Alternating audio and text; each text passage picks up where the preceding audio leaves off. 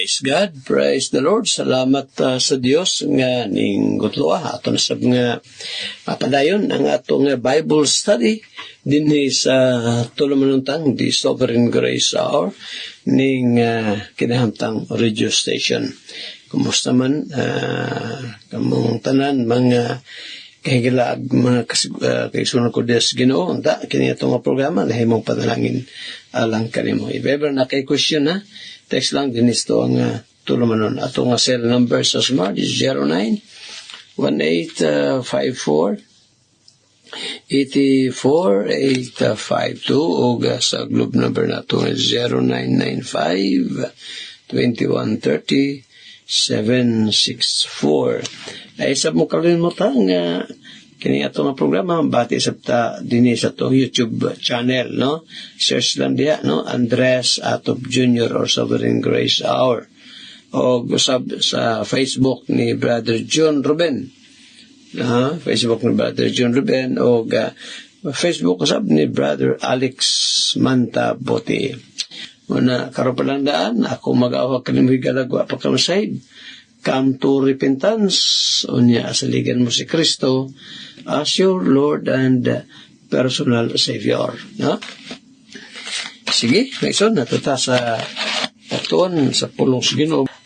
Sige mga igsoon, mag-proceed sa atong pagtuon o sa atong pagpamalandong diri sa pulong sa Ginoo. Ato ang abrihan ato ang Biblia diri sa Book of Proverbs, chapter 20, verse 18. Hapit na to ni mahuman ning ning chapter 20 sa Book of Proverbs. So ato ang masahon ning verse 18 ingon diri, every purpose is established by counsel, and with good advice make war. Sa Cebuano nga version ingon diri, ang tagsa-tagsa ka tuyo natukod pinaagi sa pagtambag ug pinaagi sa maalamong pagmando nakigubat ikaw. Now kaning atong nabasa nga proverb nagatudlo kanato nga ang mga plano dili kini mahimong successful or malampuson pinaagi sa kanang pinakalit lang buhat, no, or kanang tawag tug impulse, but pinaagi sa kundili pinaagi sa maayong tambag, pinaagi sa tambag.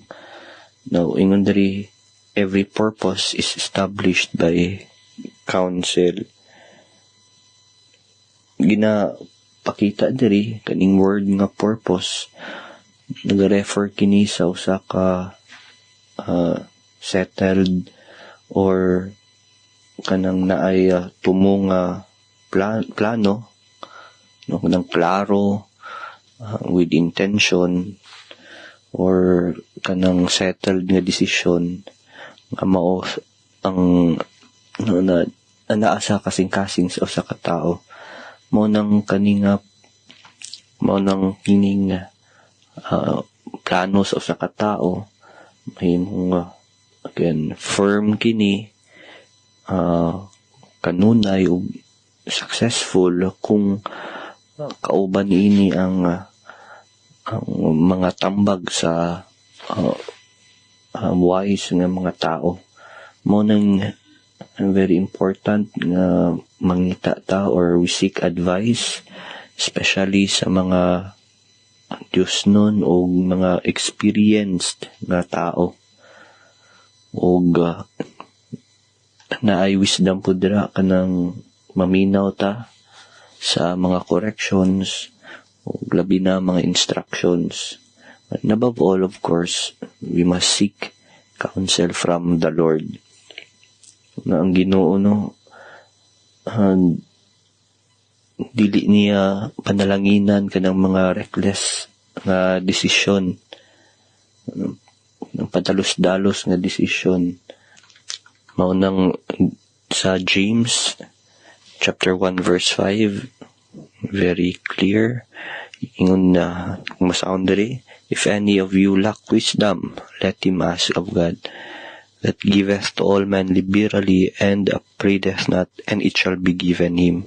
Very important nga mangayo ta og wisdom, labi na sa Ginoo. Now, ingon diri sa atong gibasang verse diri sa Proverbs chapter 20 verse 18, and with good advice make war. No, atong hinumduman, no, ang giyera nagarepresenta kini sa isa sa mga very serious ug importante nga desisyon sa usa ka nasod, sa usa ka gobyerno. No, for example, diri sa ato ang nasod, para ma-considered ang nasod nga Pilipinas nga under war, kailangan og una mag-declare ang presidente, o kailangan po 2/3 sa vote sa Congress, House ug sa Senate. So inana ka intricate, inana ka kuti aron ang usa ka nasod ato ang nasod Pilipinas madeklara nga nanata sa state of war. So nganong inana ka kuti, no? Because una mag-cost kini og kinabuhi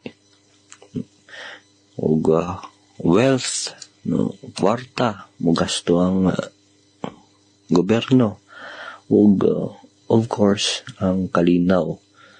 Mo nang gibutang na sa to ang constitution nga requirements bago mo sulod ta gira, kay tungod ang gira dili kini pasagad nga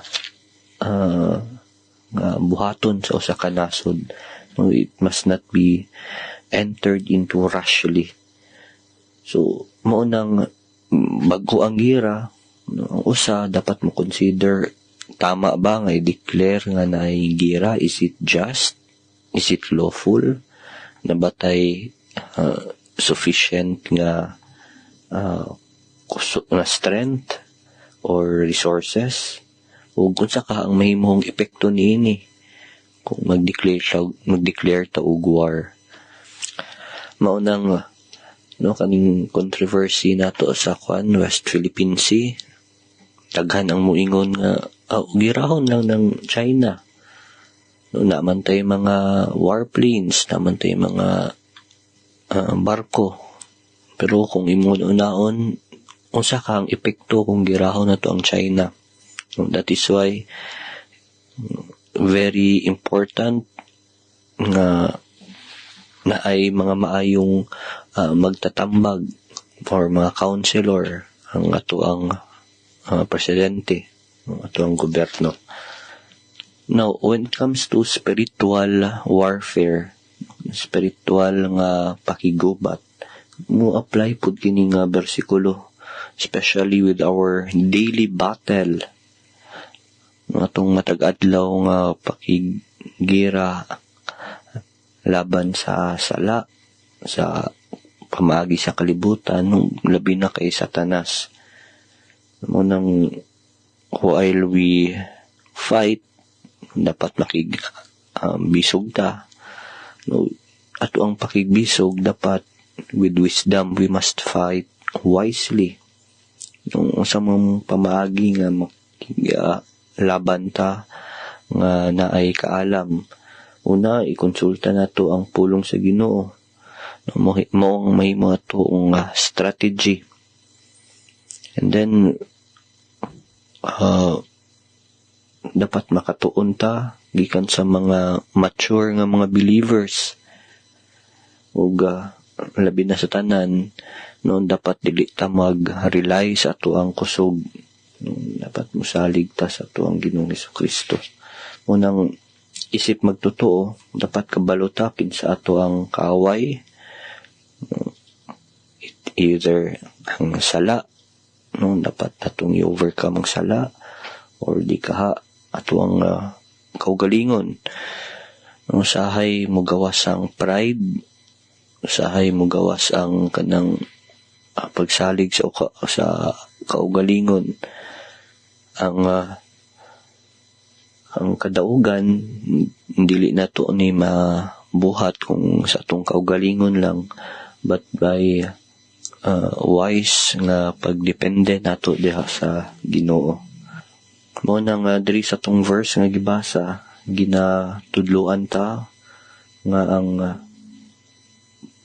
ang padalos-dalos nga mga buhat or plano mapakyas yun kini. Ug kailangan nato ang mga wise nga tambag, maayong tambag nga maong makapaligon sa tuang mga decisions. Ug ginatudloan pud ta ni nga ang mga dagko nga mga actions dapat lingkuran, ug it requires deep thinking. Ug labaw na sa tanan natay mga spiritual battles nga nagademand og spiritual nga wisdom. Sige, ato ning padayon ang ato ang pagtuon diri sa Book of Proverbs sa sunod nga higayon. And this time proceed ta sa ato ang pagtuon sa doktrina sa grasya. Dugay-dugay na to ning tunan nga ang kaluwasan wala jud kini kalambigitan kung maghisgot ta og trabaho sa tao.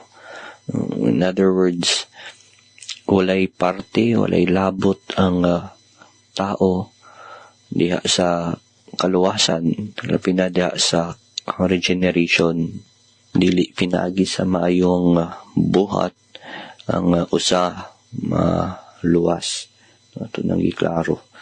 Now, atong ipadayon ning ato ang pagtuon nga ang tao once ma-regenerate siya, nanay kabag-uhan diya sa iyahang pagkinabuhi. In 2 Corinthians chapter 7 verse 1, atong natun-an nga ang regeneration pamunga kini og tinguha nga malayo iyang kaugalingon diha sa sala og mudwell siya diha sa kanang holiness, pinaagi sa kahadlok diha sa Ginoo.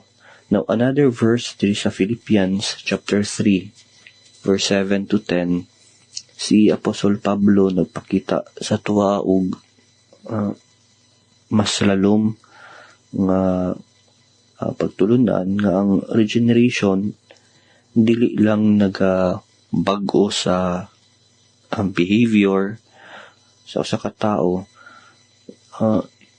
nagausab pod kini sa unsa ang mga value na niya, unsa iyahang longing ug unsa iyahang kinabuhi.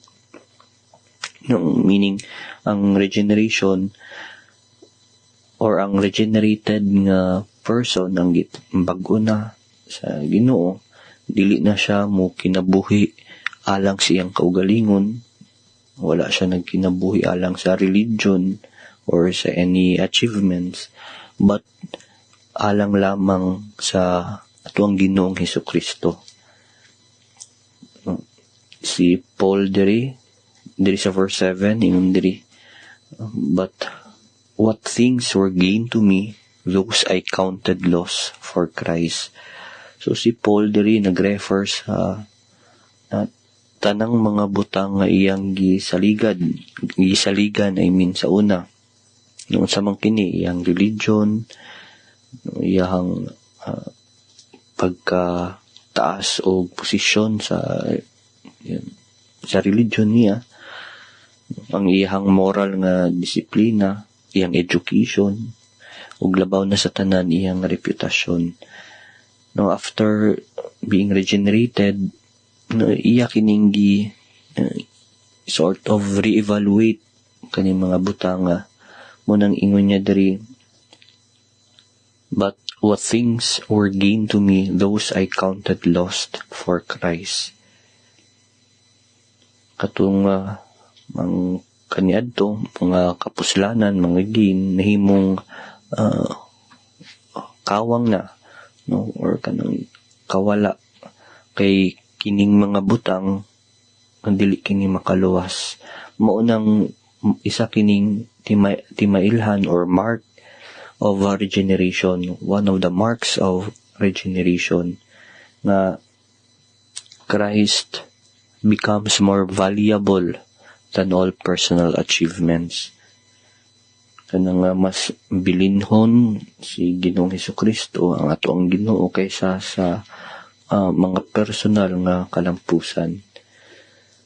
And then in verse 8, yeah, doubtless, and I count all things but loss for the excellency of the knowledge of Christ Jesus my Lord. So, ingon diri all things, no, walay exempted. Tapos, ingon po diri, again, I'm reading verse 8, for whom I have suffered the loss of all things, and do count them but dung, that I may win Christ. Kaning dung diri pasabot kaning worthless, rubbish, basura. No, si Paul diri wala siya nag-exaggerate. Iyang gina-testify kung sa iyang nahitabo kaniya. So ang regenerated person dili na mo dikit, mo cling sa iyang karaan nga identity or iyang pride. Tanang butang nga kanang nagakumpit sa tuang Ginoo, iya kining willingly abandon, no, iya kining biyaan. And in verse 9, ingon diri, and be found in him not having, and be found in him not having mine own righteousness, but that which is through the faith of Christ. So, kaning verse, ang ginaigo jud ang kanang point sa salvation. Nga una, dili kini pinaagi sa self-righteousness. Dili sa kaugalingong pagkamatarong. Dili pinaagi sa pagtuman sa balaod. Ug labaw na sa tanan, dili pinaagi sa paningkamot. Nung tinuod nga kanang pagkabalaan, nagsugod kini sa pagkamatarong ng justification by faith, dili pinaagi sa buhat.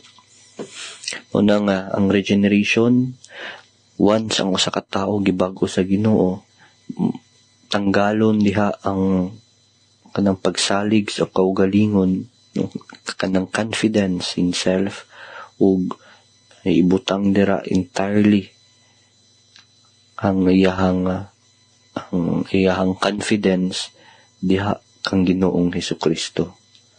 And in verse 10, ingon diri, that I may know him and the power of his resurrection and the fellowship of his sufferings. Munang ang regeneration magaproduce kini og kanang tinguha, padayon nga tinguha nga makabalo or mas maila si Ginoong Hesukristo, ug kanang masinati ang iyang gahom, ug labaw na sa tanan aron kanang to submit, even kanang naay dala nga pag-antos, kung ang pag-antos mao kini ang makapaduol kang Ginoong Hesukristo. No, ato makitaan diri nga mo kini ang regenerated nga kinabuhi. Sige, ato ning ipadayon sa sunod nga higayon. Kung ikaw dili ka pa sigurado sa imuhang salvation, walay laing pamaagi aron ikaw maluwas, kung dili pinagi sa paghinulsol sa imong mga sala o saligi si Ginoong Hesukristo nga mao lamang ang bugtong makaluwas kanimo. Kini si Attorney Lamuel Atop, kauban si Pastor Andres Atop Jr. mag-ingon ang Dios, magapanalangin kanatong tanan. Daghang salamat.